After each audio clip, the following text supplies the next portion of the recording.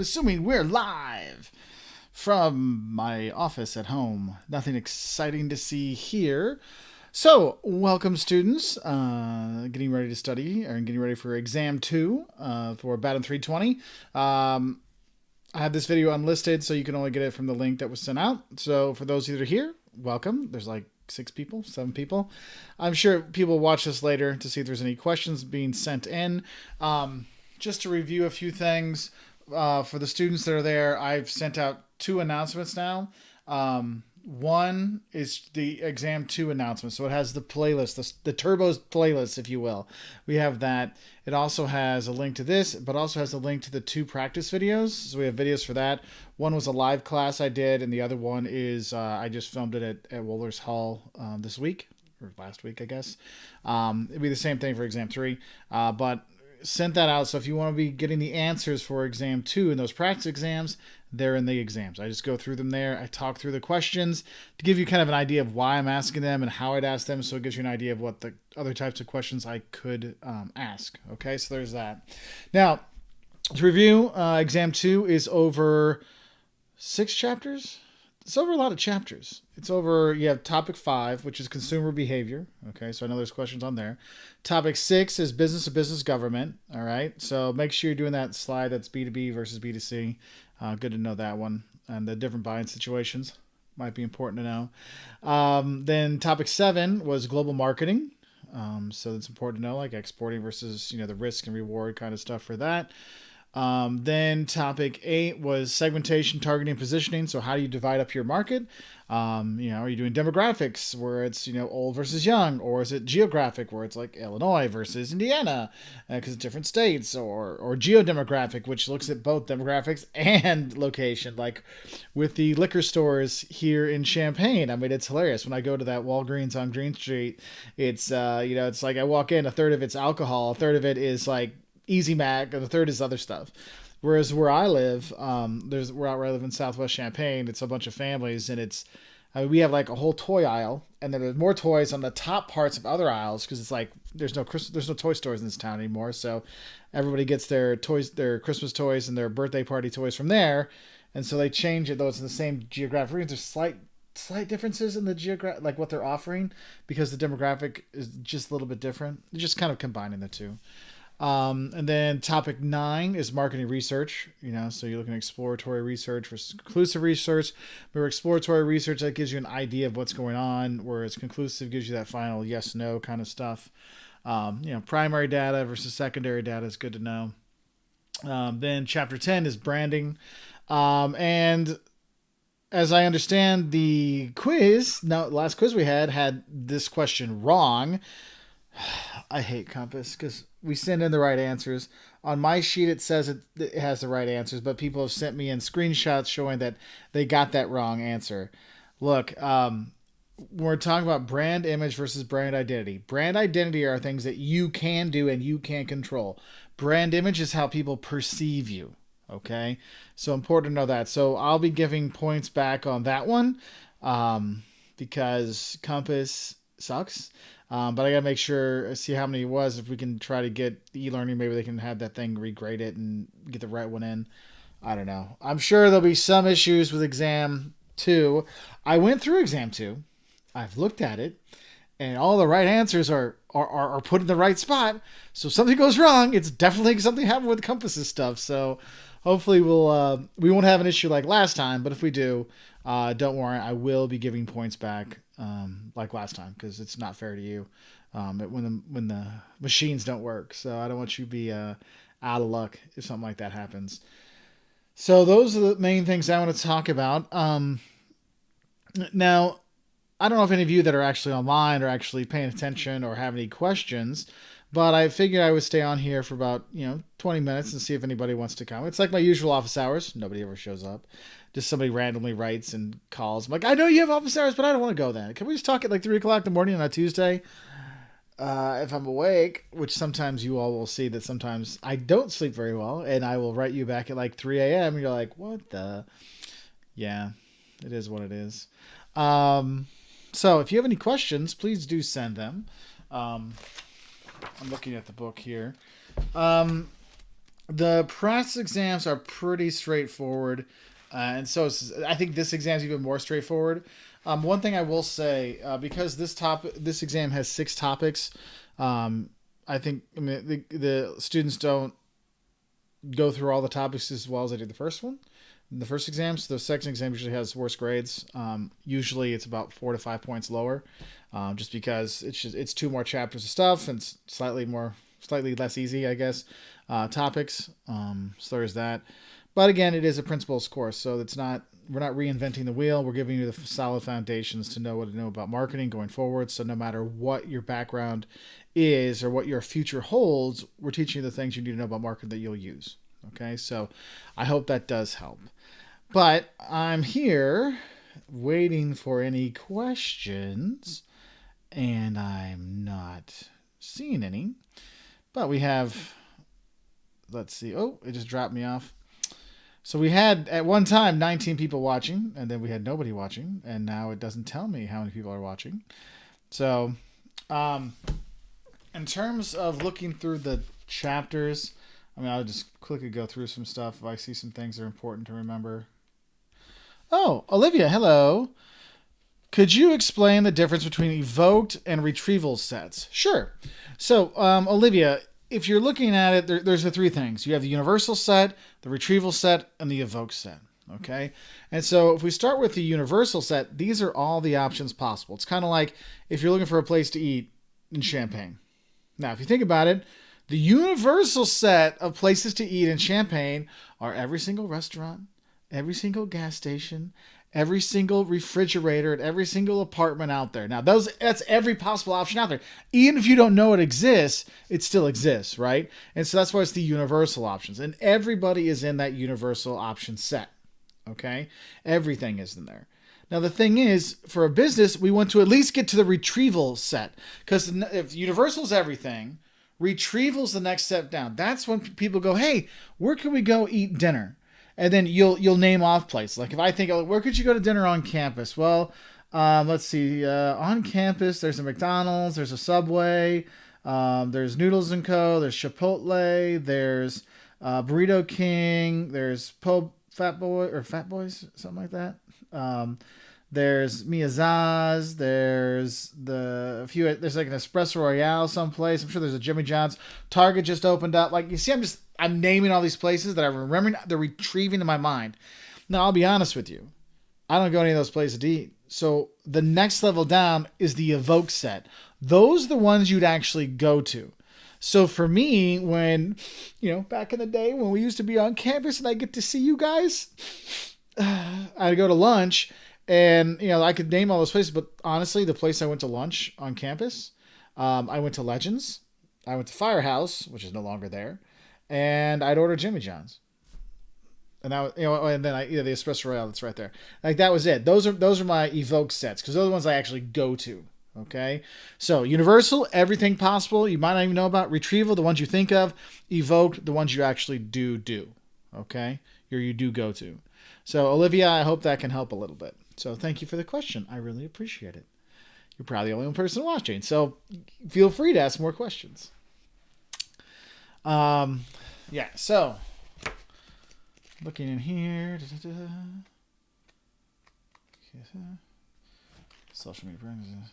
So in consumer decision making, I would say it's probably a good idea to know the different types of consumer decisions.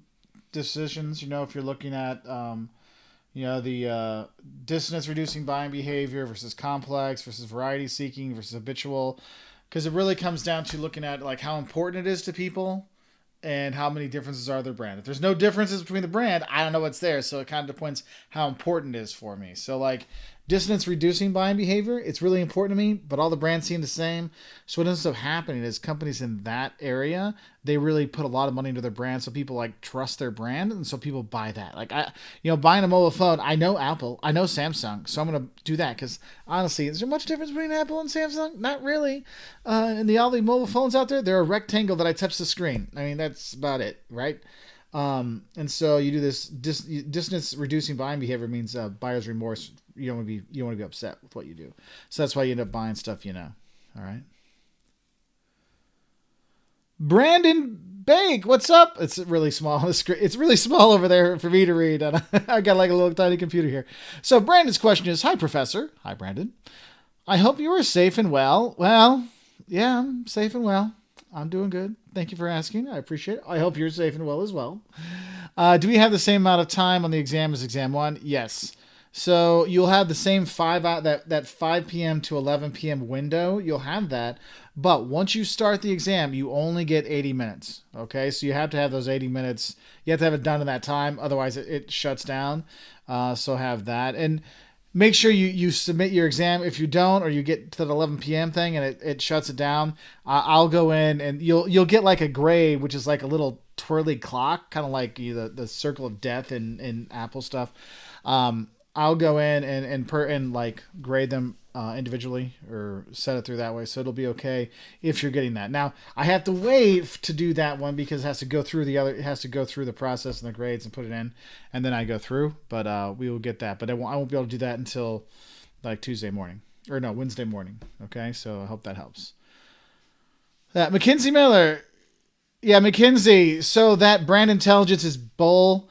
Compass messed up that answer. It was brand identity. I hate Compass because it always does stupid things like that because we had the right answer and it shows me the right answer, but it gave you all the wrong answer. So I have to fix that. So Mackenzie, what you want to ask is what's the difference between brand image and brand identity? There is a video that goes through that in depth, which will be more helpful than what I give you right now.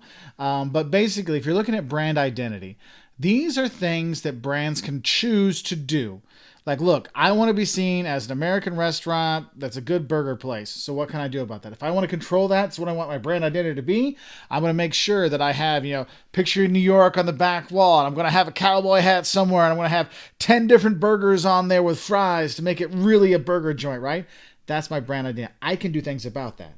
Now, brand image is what people perceive for you. I've got my burger place and I'm like, I make the fanciest burgers in town. But the thing is, does anyone really think burgers are fancy? Well, no. So my brand image, though I want it to be fancy, I'm doing what I can to make it look like a fancy burger place. Sometimes the brand image, how people see you from the outside, is different. Okay, so brand image is how people perceive you. Brand identity is what you do to be shown. Okay, so it's like I can try to be, do everything I think that's right to be a good professor. Like I give, fair exams. I try to help out my students. I do office hours, all those things. Those are things that I do to help my brand identity be a good professor.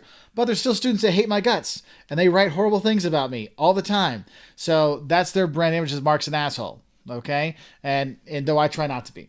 So does that help at all? Mackenzie, let me know because Compass did mess that up. You're welcome, Brandon.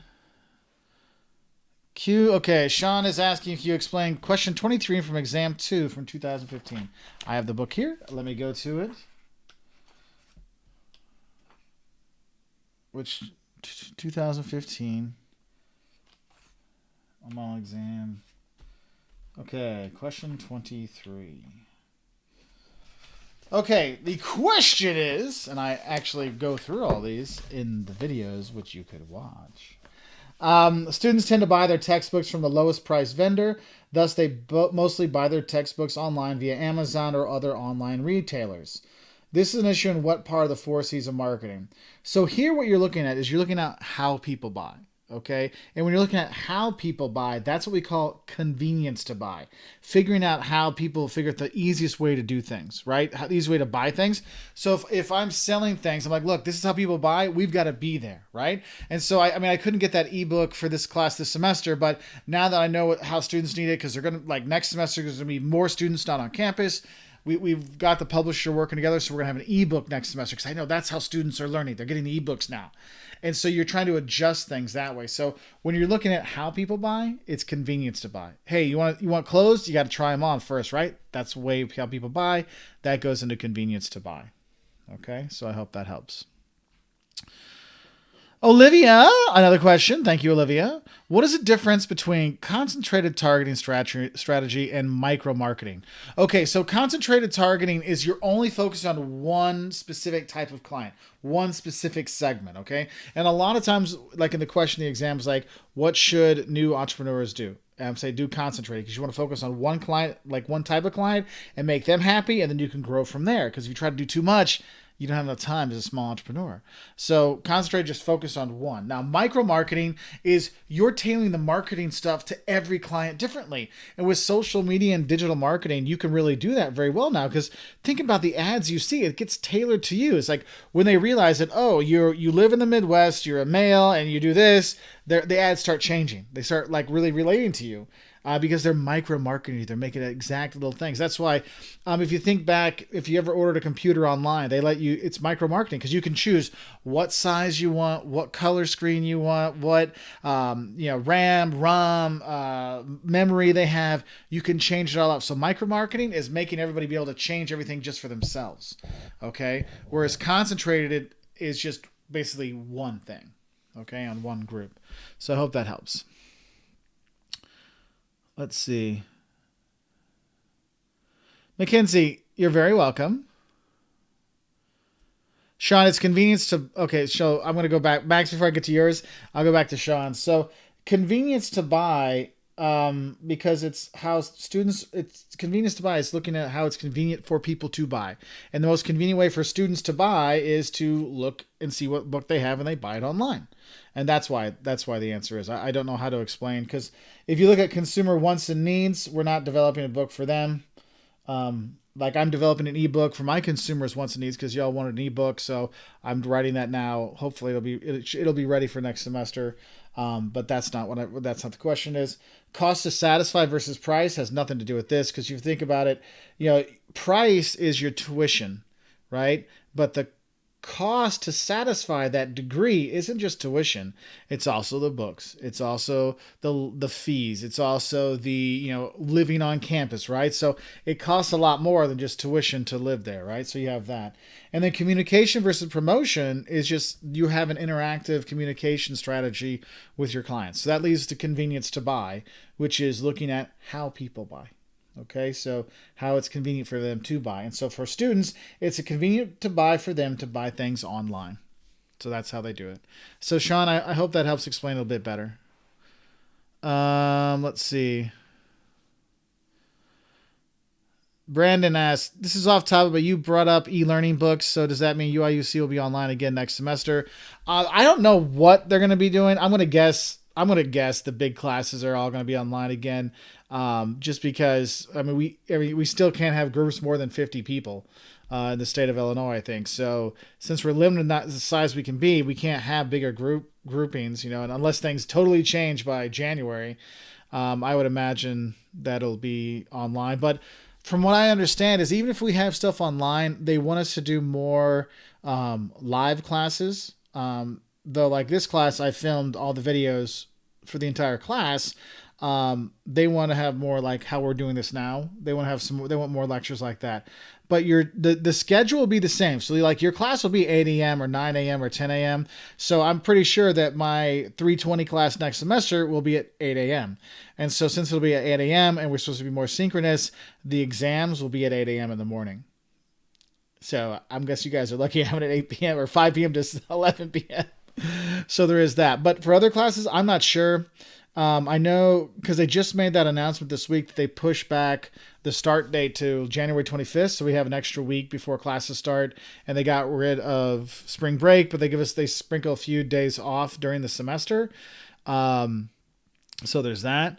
But I'm going to guess, just looking out there. Do you think everything's going to change by January? Probably not. I imagine it's going to be something like we have now. So, but you'll still sign up for a class and we won't know if it's online or not until then. Because like what they told us is basically like your class schedule is going to be your class schedule and we'll see what happens then. So, I haven't heard anything official either. I just know for me, I have a class, I have a 400 person online class, which will be online. like the business minor students. And then I have a 600 person class that's face to face at 8 a.m. and you can't have 600 people in one room in the state of Illinois right now. So I would imagine, unless they change that, will probably be a similar thing like we had this semester. So I hope that helps, Brandon. Now, Max, this has nothing to do with the exam, which is totally fine. I'm here to talk about anything. I'm trying to study abroad with a friend next semester. Ooh. Since it got canceled with the school, do you have any advice for going to Buenos Aires, Bangkok, or Barcelona?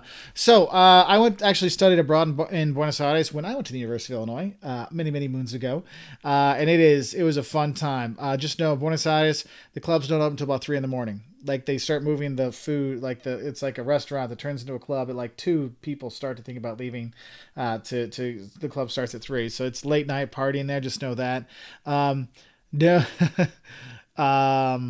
Spanish in Buenos Aires is a little bit different. They use vos instead of tú, but it's actually the grammar is really easy though.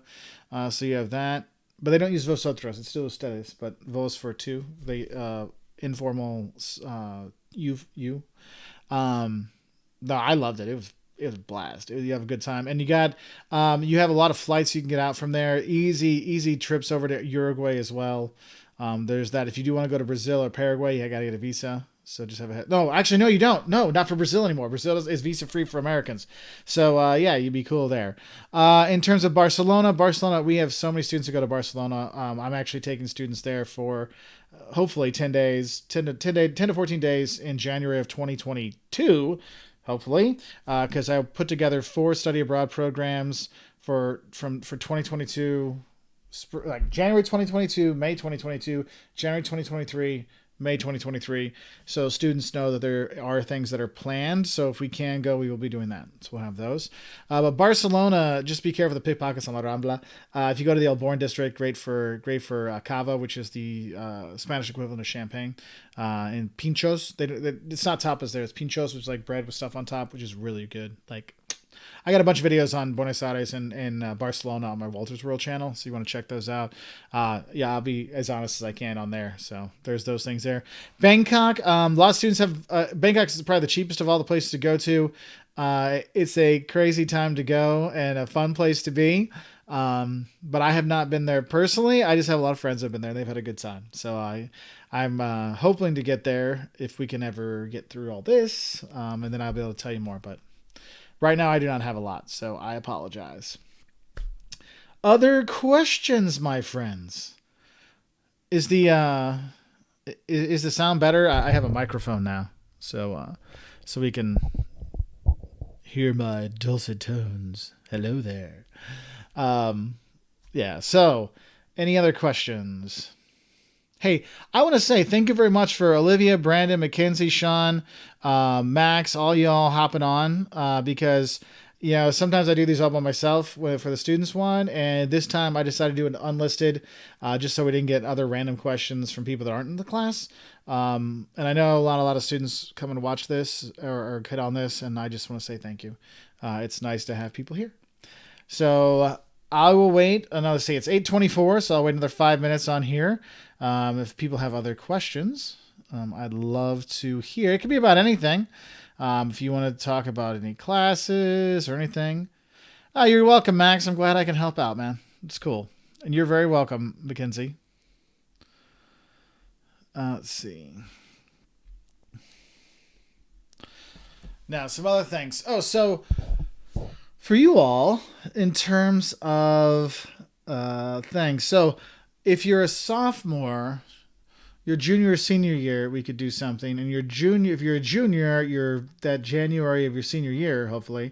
If you're a freshman taking this, or the super freshman, like they come in with like 4,000 credits, and I'm like, wow, you have more credits than me, and I have a PhD, which is weird. I had a student once that came in with like something like 60 some credits, and I'm like, oh, transfer? Like, no. I'm like, oh, okay, cool.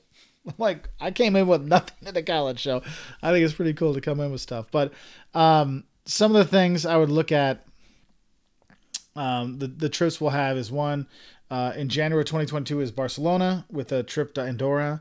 And then January 2023, it's going to be probably in Italy. It's either going to be Italy or Portugal. I'm going to let students decide that one. And then the summer ones, I'll either be doing BADM 395, social media marketing, or BADM 320, principles of marketing. And in summer of 2022, it will be in Paris and Vicenza, Italy. And then in 2023, it will be, I think, in Germany and Portugal. So all kinds of cool stuff coming up. Oh, Olivia's back. Hey, Olivia. Why is 25 on the first exam to 2015? Yes, I have that one right here. Why is it modified rebuy and not new? Okay, 25. Mitch is the purchasing agent for Urban Outfitters. Wow. Were any of you here when Urban Outfitters used to be on campus? A clothing retailer. He has noticed that his current cloth supplier has been doing an okay job, but he may want to look at other possible suppliers. Most likely, and that should be Mitch, not Ben, Mitch would find himself in what buying situation? It's a modified rebuy, because here's the thing. Remember, when it's a straight rebuy, there's no thinking. You just automatically buy it. There's no issues. There's no problems. It's just the same thing again and again. No thinking. A new buy is, my God, it's something so new and crazy. I got to get as much information I can. I don't know what I'm doing here. This one, Mitch, he's just noticed the current cloth supplier has been doing an okay job, but he may want to look at other possible suppliers. So the fact that Mitch wants to look at other suppliers means a modified rebuy. It's not a no-think rebuy. It's a, I want to think about this and get other options. So that's why it's a modified rebuy. Does that help? I know that's like a minute delay from what I say when you type. So let me know if that helps.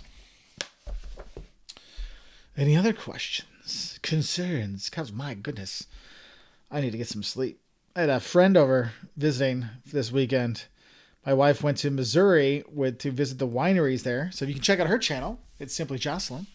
And she'll have a video on that. But yeah, she went there. So one of my buddies from Bloomington came over. It's like 10. I'm like, I'm tired. He's like, I'm tired too. Getting old sucks. Cool. I'm glad that helped, Olivia. Very cool. So now we know what the time frame is, the difference from when I say it and when you type it. So there we have that. All right, Brandon, you have a good night too, my friend. So I'll wait 2 more minutes and then we'll bamboozle out of here. I have more than a few things to do tomorrow. I'm sure you all do. So I know some of my engineering students have like 3 exams on Tuesday. We don't get like what everyone else's exams are. That's why we have such a wide window. And then we have the conflict exam. If you're looking for the conflict exam kind of stuff, if you study like the normal exam, you should be fine. It's just you just got to write out the stuff and talk about things. So, and don't worry, you don't have to give me any excuse. Like, I think that's the best. I'm like, I don't need an excuse. You can just do it. Cause it gets really embarrassing when students like come up with total BS questions or excuses. I'm like, wow, your grandma died again? Dang, I'm sorry. It is funny though. I remember I started doing this. It's probably been 4 years now, because I started noticing a lot of grandmas would die. And people were like, well, grandmas do die. I'm like, yeah, grandmas do die. And that's why I get pissed off when people lie about grandmas, because my grandma did die when I was going to school. And, but there was one year, it was like 6 grandmas died on like the day of the exam or the day before the exam. And that's why that's why they missed the exam, but they could definitely take the conflict, which was 2 days later. I'm like, yeah. And it was kind of like, I'm so sorry about your loss. They're like, what? I'm like, yeah. So ever since then, I started doing this. Hey, on December 5th, make sure you call your grandma and tell you love her, because I found in my class, most grandmas die on December 6th, because that was like the exam day or something like that, So I'm like, you call her and tell you love her. So ever since I did that, we haven't had any grandmas die at the final during the final anymore. So that's nice. So what else? Mackenzie, hey, were the study abroad programs you mentioned short term? Do you know when signups will be available? So Mackenzie, I think study abroad has now put them online. For my things, just to kind of say, look, these are things that are coming up.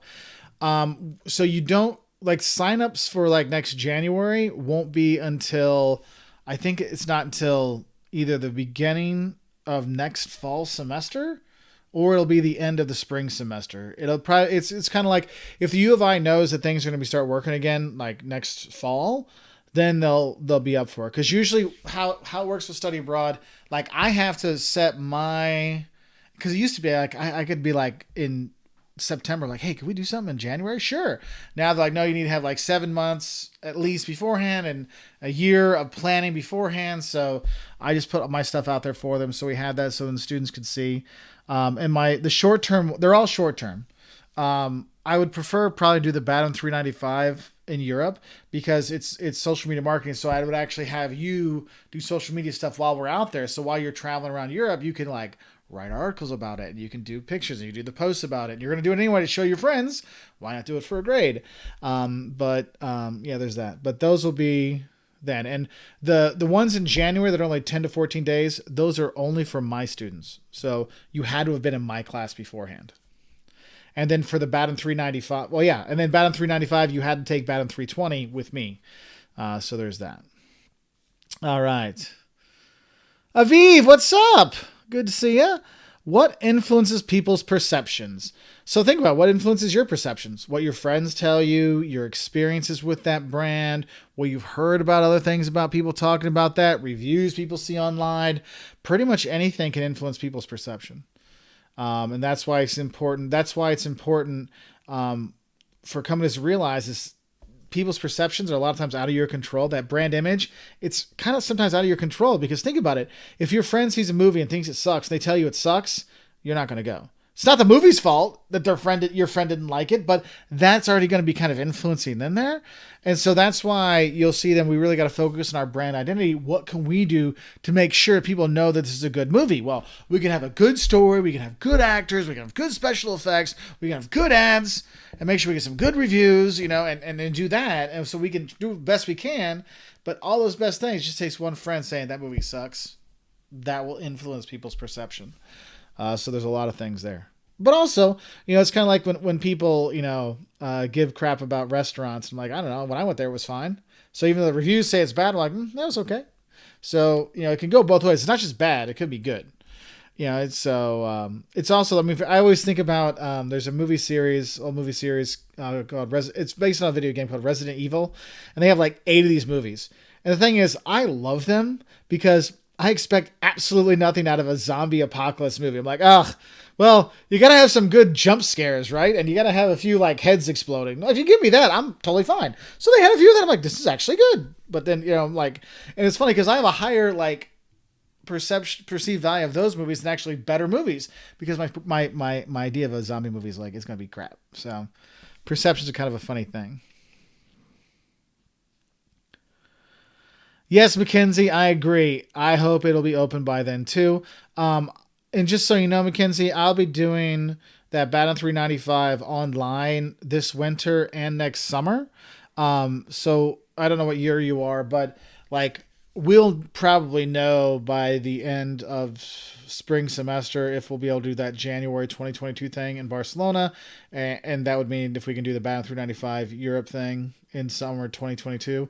So we'd know by then, and I can be like, look, I'll put you on the list because those ones I can put the list together myself for BATM 395. So we can definitely get things to work out. And then if we know we're not going to do it, then you could just do the online version if you wanted to take the class by itself with me in the summer or winter. So hopefully that can help. Cool. We got one student. Yes. Just have to have 15. Got 15? We're good to go. I usually take 15 to 20 students. 18 is like the perfect number because then there's me and one other professor or chaperone, whatever, that goes. And then we can all divide up into taxis. Because there was one time when I took students to Spain and one student drank like a whole bottle of rum. I was throwing up in the basement. So I had to get him back home and lay with him. Well, I didn't lay with him. He laid in bed. And I was making sure he didn't roll on his back and die. For like 5 hours. So that was fun. So please, Mackenzie, don't do that. Don't drink a bottle of rum hidden in the back corner of your hotel room. All right. So it's 8:35. I've been on about 35 minutes. Any other questions, concerns, comments? And since we have about a minute delay from what I say versus what people type, I will say, you tell me good night. If you're going to leave, you tell me good night. And then I know that we got the good nights and there's no other questions. Okay. So I'll just sit here and wait, hoping for other questions. Maybe a good night. Sleep tight. Don't let the bed bugs bite. Whatever you prefer. Yes. Sometimes I realize why my 14-year-old thinks I'm so lame sometimes. That was pretty lame. Sorry. Anyway.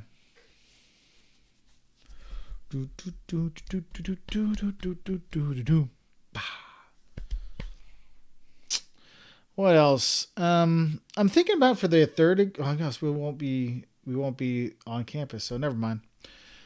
Thank you. Oh, you're welcome very much, Aviv. Okay, Aviv's got one. Brand promise versus brand vision. So if you want to think about it, good night, Max. Good night, Olivia. You're welcome. So I'll finish with Aviv's question because this is a good one. I just put a video out that kind of explains some of the differences. It was like in Grand Teton National Park. But if you kind of think it big overall, brand vision is your mission for your brand. Okay. It's like, what does our brand stand for? So what happens is no matter what product we make, our brand vision will influence it. Like we're Sony. What's our brand vision? It's going to be make life exciting and easy to use and fun, right? And so no matter if you think about it, every product that has a Sony brand on it, it's fun, easy to use, makes life a lot funner, right? And you're like, okay, that fits. But if all of a sudden they started making like kitchen knives, you're like, wait a minute, it's technology. No, that doesn't go with the Sony brand. It would have to be a different brand, right? Because our vision's kind of like your overall, what we're trying to feel for this brand, right? Now, the brand promise are the exact, like, kind of tangible things you do to make sure people know that your brand is real. So, like, the tangible promise or the brand promise of going to McDonald's. What's the tangible stuff you see there? People like they will have a Big Mac, right? They will have a clean bathroom. They will have people say, "Would you like fries with that?" They're going to have certain things they do, a certain promise that are, it's going to be delivered to you. So you think of the brand promise for Coca-Cola. Well, think about it. When you see a Coca-Cola, you already know what it's going to taste like, don't you? You already know it's going to go. And you already know when you drink it down, it's going to be cold because Coke's always making sure they got cold Coke available, right? You can always get a cold Coke. It's hard to get a hot Coke, but it's easy to get a cold Coke, right? And when you take that drink, the promise of the burn in the back of your throat from the cola. Yeah, heck yeah, I know that. Those are the brand promises, more of the tangible kind of things that actually happen. So if you want to kind of think of it that way, big overall kind of conceptual idea things, brand vision, brand mission for the brand, right? Brand vision. Tangible, like more solid things you see, brand promise. So I hope that helps. And let me know if it helps or it doesn't help. So there's that. Night, Mackenzie. And Aviv, I'm just waiting for you, buddy. Do do do do do do do do do burp burp burp burp burp burp burp burp burp burp burp burp boop boop boop boom. He's like, I already got my question answered. I'm out. Bye-bye. Oh, I do. Oh, I just accepted an intern position at PepsiCo, but I know Coke far better. Nice. Cool. Actually, I've had a lot of students that have gone into PepsiCo in their HR department, actually. And they've always had a good time. And then there's a lot have gone up to Wisconsin and they do the stuff up there. So that's cool. Awesome. Congratulations. And you have a good night too. All right. Now Aviv's out, got a job, internship. They're fine. You got your questions answered. I'm going to sign off for the night. I wish you all the best. I hope you all have a great night. Thank you for everything. Thank you for those that are on here and those that aren't. Hope we get some answers out of this later, but I'll talk